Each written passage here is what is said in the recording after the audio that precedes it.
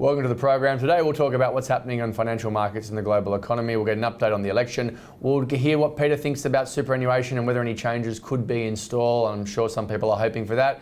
And we'll talk about some different ways in which you can find yield with interest rates going down. I'm Peter Switzer. I'm Peter Switzer. And we're mad about money.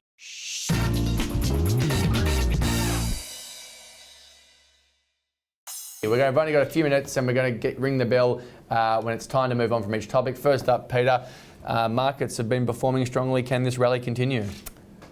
You know, it's a question I keep asking my colleagues on my TV show, and no one's prepared to say that a big sell-off is happening.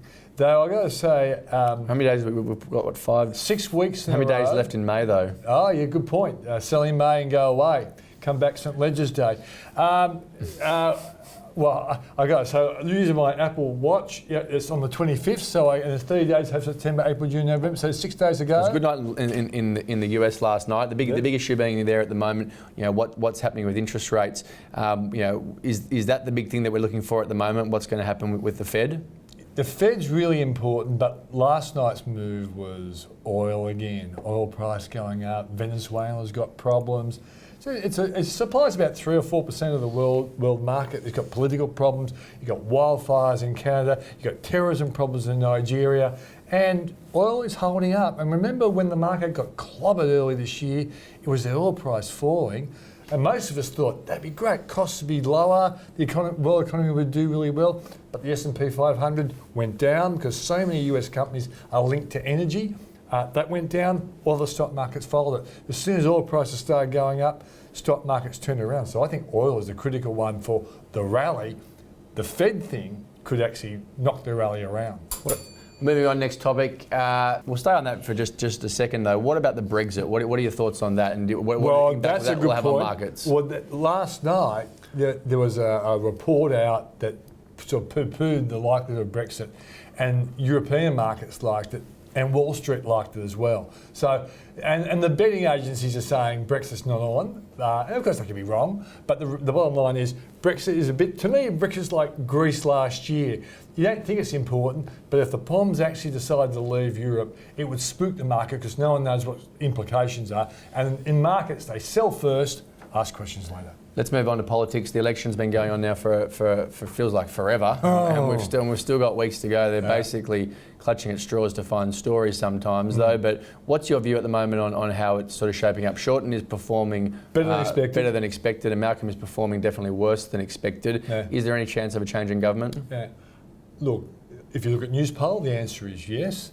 If you look at the primary votes, the answer is no. The primary votes for Labor aren't big enough historically to get them across the line. Two-party preferred, they look like they can. That's what the Newspoll often shows. But you can't. There's a lot of guessing in the two-party preferred about preferences from the Greens and where they actually go. So, and I know some smarties, like I even look at Sportsbet to see what they're saying. The Libs are about $1.25, Bill Shorten's about $3.25, a bit like Donald Trump in the USA. And so at this point in time, the coalition looks ahead. But Marty, I'm really worried about the implication for a lot of coalition voters. They're really cheesed off about the superannuation changes. And that's the reason why I wrote a story this week. Yeah, well, that's our next topic point. So let's go on to that. Yeah, okay. Superannuation, obviously, they've, as you said before, they've upset a lot of their constituents. It seems that it hasn't been overly well thought out. You're on a bit of a crusade now to try to get some change. Yeah. What do you think will happen? Do you think any changes could take place, and if so, what? Well, this morning, Malcolm Turnbull stood firm with Alan Jones. Jonesy gave him a grilling over it, a nicer grilling than grillings in the past. But Malcolm basically implied that he was going to stay on with the super changes. I think it's going to be a big mistake. A lot of his... I wrote a story this morning saying, basically, why is the coalition devouring their own supporters? Because a lot of the changes... Because they can? Because they can, maybe, or they might get a shocking surprise. See, I wrote a story a couple of days ago, and I felt... Switzer.com.au. That's right, and I felt really guilty about it. But this is what someone said to me, a coalition voter. I'm better off voting Labor now, build up my super, kick them out after that, because Labor permits you to build up your super. So Labor aren't making any changes to the current system? They're going to tax you more with the money in, but still, you can earn up to $75,000 before you get taxed at 15%. Not bad, but you can put in $180,000 for 10 years in a row and get $1.8 million in there, as well as all the other money you've already got in there. At the moment, They will change negative gearing though. They'll change negative gearing. So it depends what your implications are. If you're a big property investor, you stick to the coalition. If you're a superannuation builder, at this point in time, Labor looks far more attractive. Moving on, with interest rates obviously going to, they're at all-time lows, but they're tipped to go says 1%. to even further all-time lows.